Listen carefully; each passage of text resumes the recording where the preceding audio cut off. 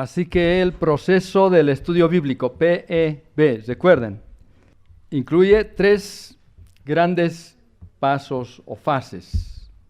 Primeramente, la observación o análisis. Después, la interpretación y finalmente la aplicación. Hasta el momento hemos estudiado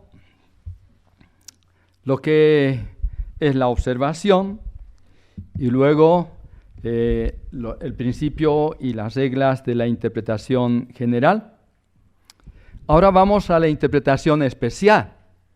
Y la interpretación especial tiene que ver con varios temas que tiene la Biblia, ¿no? Varias figuras, el lenguaje especial, etc. Pero hagamos un breve repaso, hermanos. En la interpretación general hemos visto que hay un principio fundamental. ¿Recuerdan el principio fundamental para interpretar la Biblia?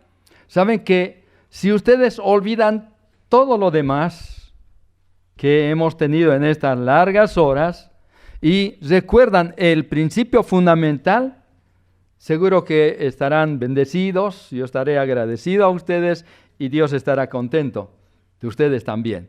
¿Cuál es el principio fundamental para interpretar la Biblia, para entender la Biblia?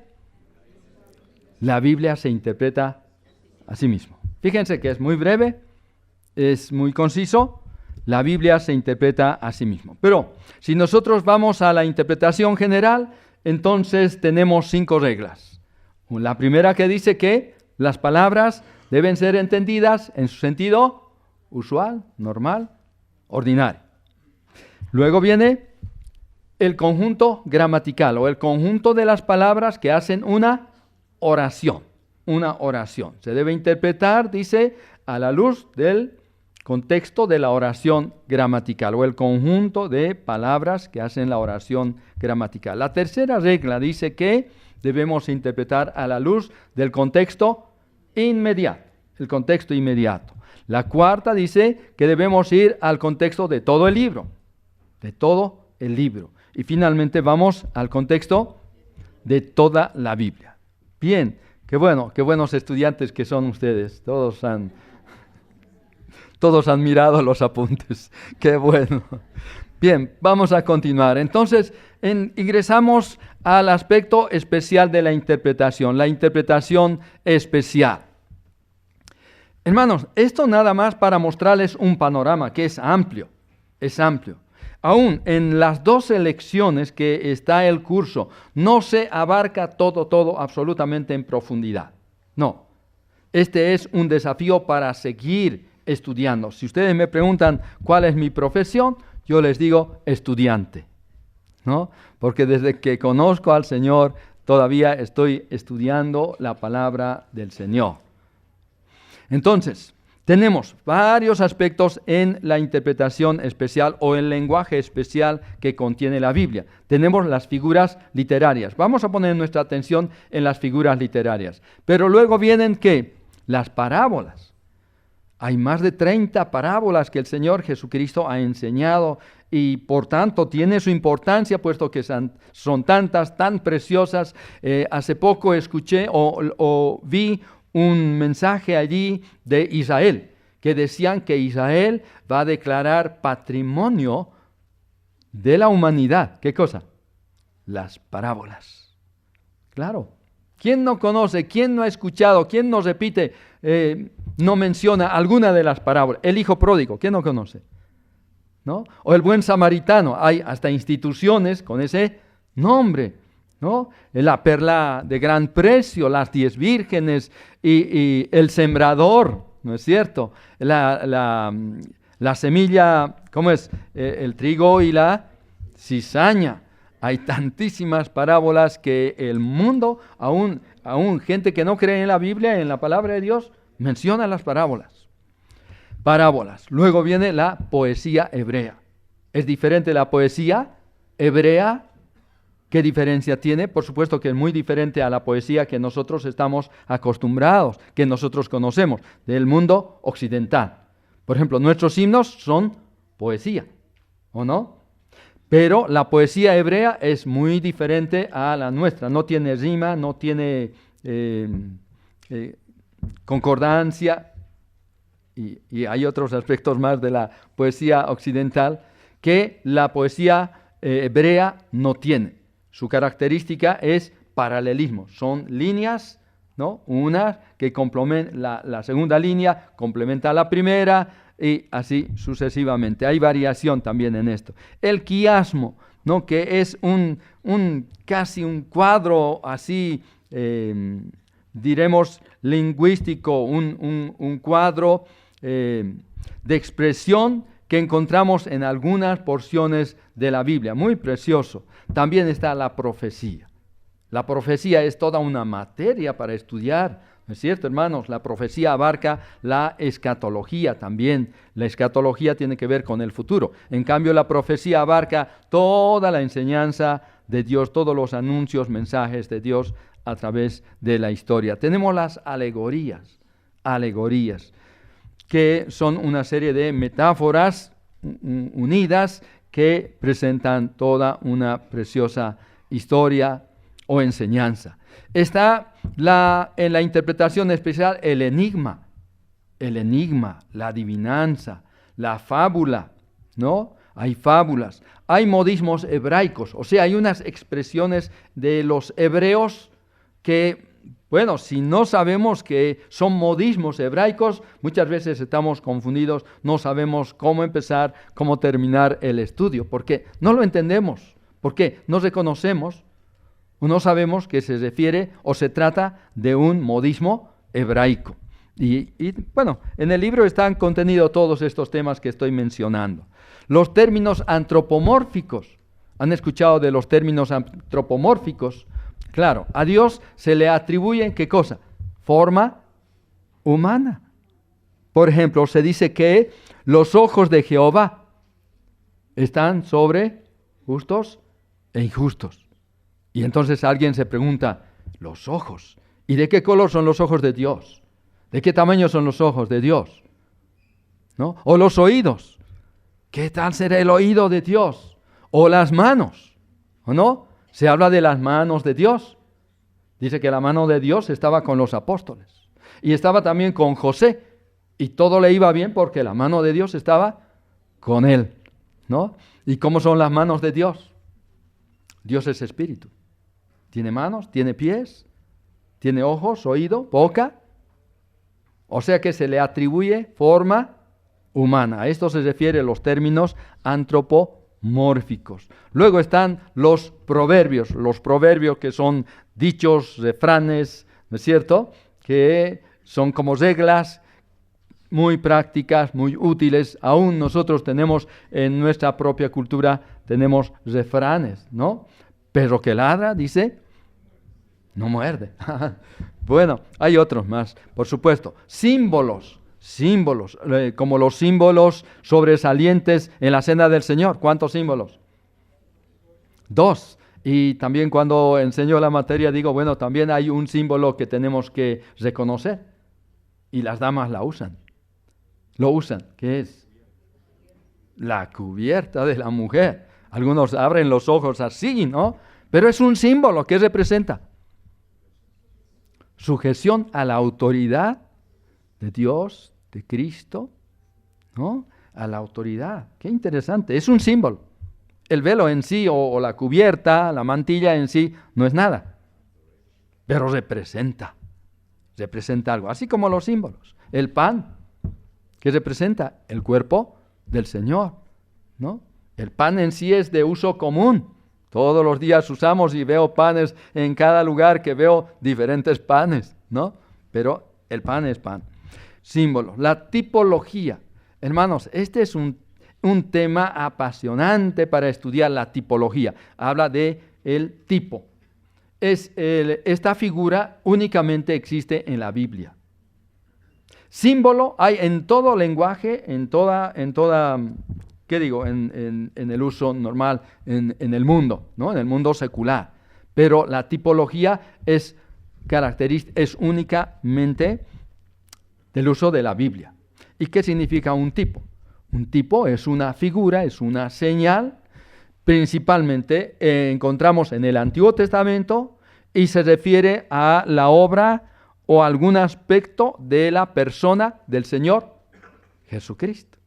Por ejemplo, el Cordero de la Pascua es un tipo ¿de quién? Del Cordero de Dios, el Señor Jesucristo. Y así encontramos, por si acaso, hay un libro tremendo que está en la bibliografía. Este es un libro muy lindo, me gusta mucho mirar ese libro porque ahí estudia con mucha atención.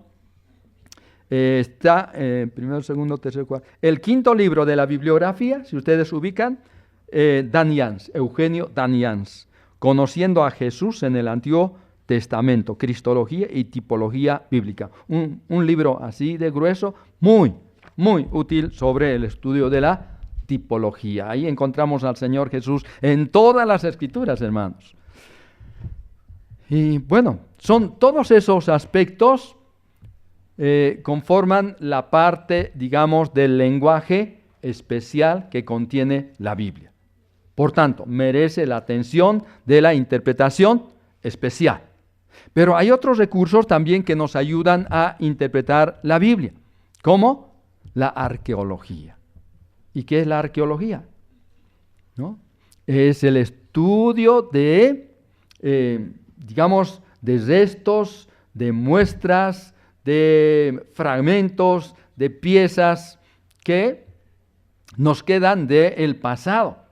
Por ejemplo, se han encontrado piedras escritas con escritura cuneiforme, donde relatan historias de guerras y de incluso de negocios entre reyes. ¿De cuándo?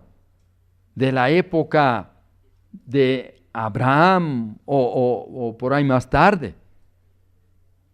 Hay otras muestras también arqueológicas que encontramos que podemos decir ratifican datos que contiene la palabra de Dios, cosa que algunos pusieron en duda, algunas afirmaciones, nombres de personajes históricos y otros que dudaban, pero ahí la arqueología demuestra que la Biblia tiene razón.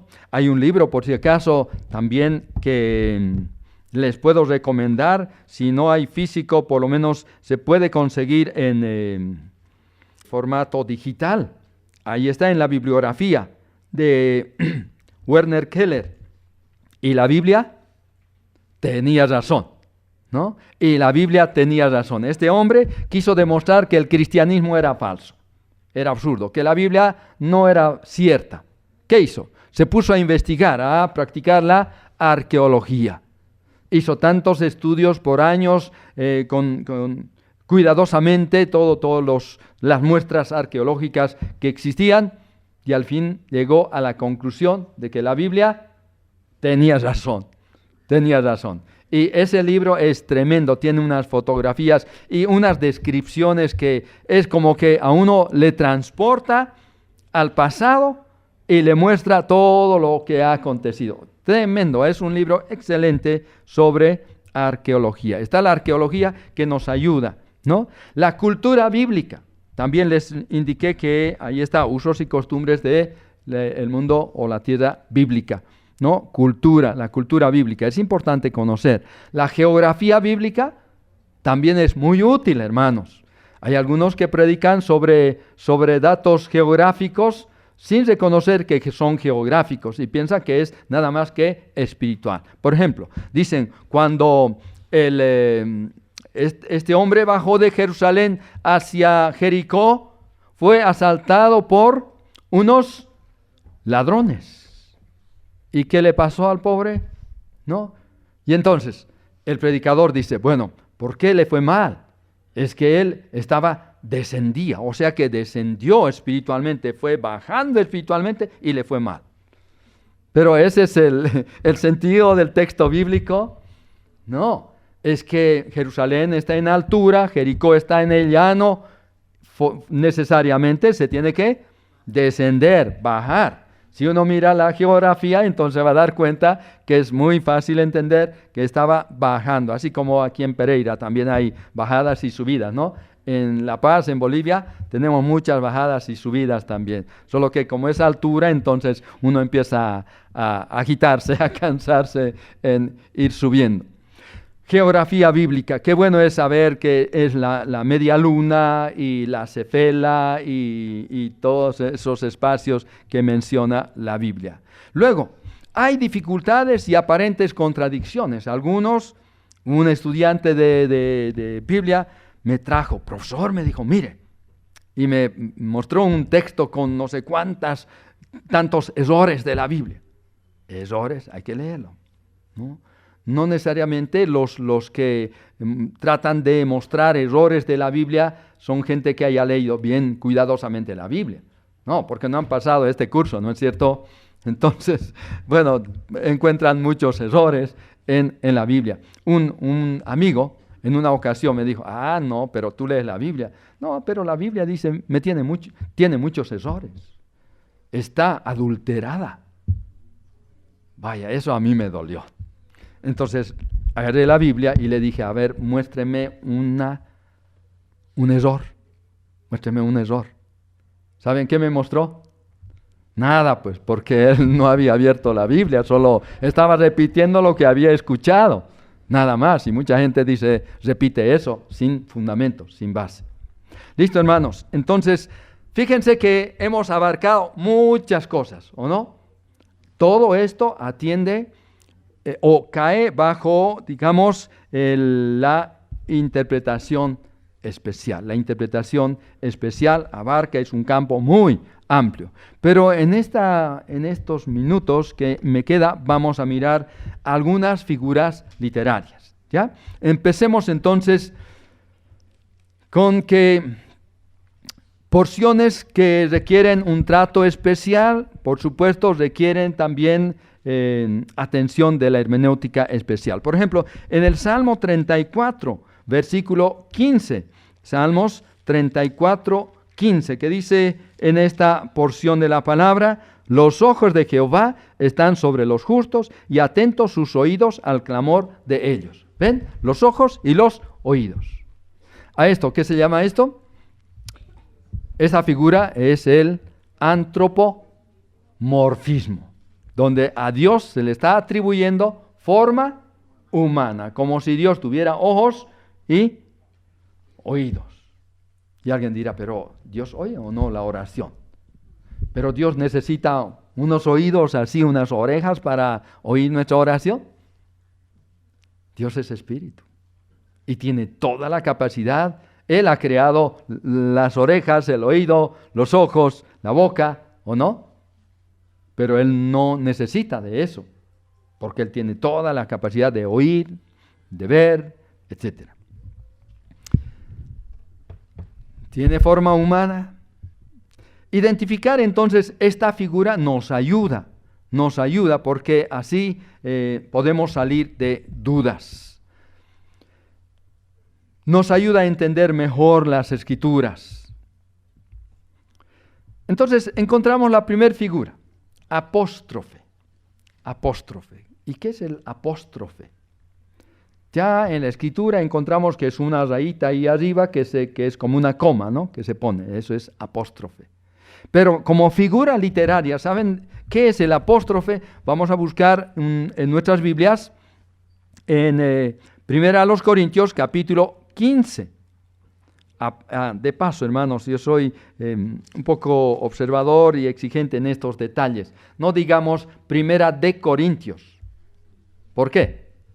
Porque no escribieron los corintios. ¿Quién escribió?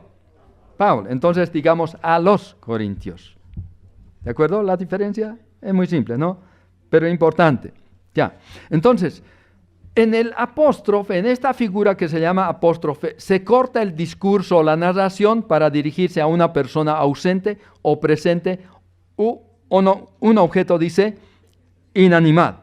A ver, vamos a 1 Corintios capítulo 15 y en el verso 54 dice, y cuando esto corruptible se haya vestido de incorrupción y esto mortal se haya vestido de inmortalidad, entonces se cumplirá la palabra que está escrita, sorbida es la muerte en victoria. Así va el relato, ¿no? Fíjense lo que luego viene. ¿Dónde está, oh muerte, tu aguijón? ¿Y dónde dice, oh sepulcro, tu victoria? Fíjense que el escritor de pronto se dirige ¿a qué? A la muerte, como si la muerte estuviera presente o como si fuera una entidad viva, existente, que le escuchara, ¿no? Que le estuviera poniendo atención. ¿Se dan cuenta, hermanos? ¿Ya? Entonces, al estar diciendo algo, de pronto se refiere como a una persona, a un objeto, ya sea presente o ausente, pero tal vez un objeto inanimado. En este caso, un fenómeno como es la muerte. Escucha la muerte, puede uno conversar con la muerte. No, pues, pero Pablo dice, ¿dónde está, oh muerte? Esta figura se llama apóstrofe. Y fíjense que tiene su base en Isaías 25:8 y en Oseas 13:14. En Oseas leemos que dice el profeta, oh muerte, yo seré tu muerte. ¿No? Como que la muerte le va a matar, como que la vida le va a matar a la muerte. Vamos a otra figura. A ver, atenuación o lítote. ¿Qué es la atenuación o lítote? Ahí está. En Hechos capítulo 1, versículo 5, Lucas, el escritor del Evangelio también, que escribe Hechos, relata las palabras del Señor Jesús, que dice así, porque Juan ciertamente bautizó con agua, mas vosotros seréis bautizados con el Espíritu Santo dentro de no muchos días. Esta es una expresión así bastante hebraica, ¿no? Dice, no expresa directamente lo que se piensa, sino negando lo contrario de aquello que se quiere decir. Dice, vendrá el Espíritu Santo dentro de no muchos días. ¿Qué podríamos decir en lenguaje corriente? ¿Cómo diríamos eso? Sí, el Espíritu Santo va a venir en pocos días, ¿no? Pero dice, no en muchos días, ¿no? No en muchos días. Dice, dentro de no muchos días, que se podría decir en lenguaje corriente, dentro de pocos días. Entonces, a esta figura, poquito rara, ¿no es cierto? Se llama atenuación o lítote. O tal vez en Primera Tesalonicense 2:15, los cuales mataron al Señor Jesús y a sus propios profetas y a nosotros nos expulsaron y no agradan a Dios y se oponen a todos los hombres. Y no agradan a Dios. Fíjense cómo está atenuando, en vez de hacerlo más duro, más fuerte, ¿no? En vez de acusar y decir, ellos son los criminales, ¿o no? Dice, ellos no, ¿qué es lo que no hacen? Ellos no agradan a Dios, ¿no? Se oponen a todos los hombres y no agradan a Dios. Esta es una atenuación, ¿no? Es hacerlo más suave. Atenuación o lítote. Otra figura. También encontramos en Génesis 18:27 que va empequeñeciendo. Pero vamos a continuar con otra figura. Ya esta es esta figura que se llama elipsis. ¿En qué consiste la elipsis? En la elipsis se omite una o más palabras, pero que la falta de ellas no afecta la expresión. O sea, puede uno entender. Esas palabras no son indispensables. Se puede entender. Vamos a un ejemplo.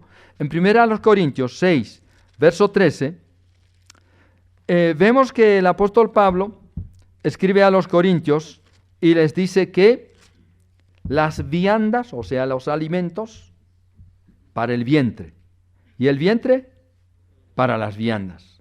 Pero tanto al uno como a las otras destruirá Dios. Pero el cuerpo no es para la fornicación, sino para el Señor, y el Señor para el cuerpo. ¿Qué palabras faltarían? ¿Con qué se completaría? Las viandas para el vientre. ¿Cómo diríamos en lenguaje corriente? Las viandas o la comida fue creada para el alimento del cuerpo, la alimentación del cuerpo. O también lo que dice, y las viandas para el cuerpo, o mejor dicho, el vientre para las viandas. O sea, el estómago fue diseñado para procesar los alimentos, así diríamos, ¿no? Pero ahí está la figura, elipsis. En Génesis 3:22, a ver, vamos a mirar este otro ejemplo. Y dijo Jehová Dios, he aquí el hombre es como uno de nosotros, sabiendo el bien y el mal. Ahora pues, que no alargue su mano y tome también del árbol de la vida y coma y viva para siempre. Se entiende de todos modos, ¿no?, esta porción, pero posiblemente le faltan algunas palabras que no están, porque no son imprescindibles. ¿Y cuáles podrían ser esas posibles palabras que deberían estar allí para ser más explícito, más claro en detalle? Dios le dijo entonces, he aquí el hombre es como uno de nosotros, sabiendo el bien y el mal. Ahora pues, que no alargue su mano y tome también del árbol de la vida y coma y viva para siempre. Ya, ¿dónde estaba el peligro, la amenaza? Que el hombre coma de estos alimentos, mejor dicho, del árbol de la vida, y en ese estado de perdición, de caída moral, espiritual, obtenga ¿qué? La eternidad.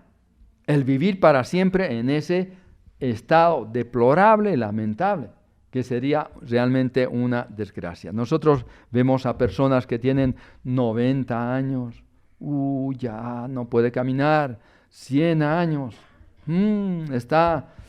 ya es como un pequeño mueble, ¿no es cierto?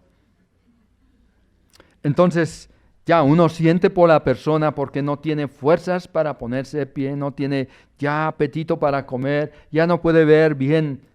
Imagínense por toda la eternidad una persona en ese estado.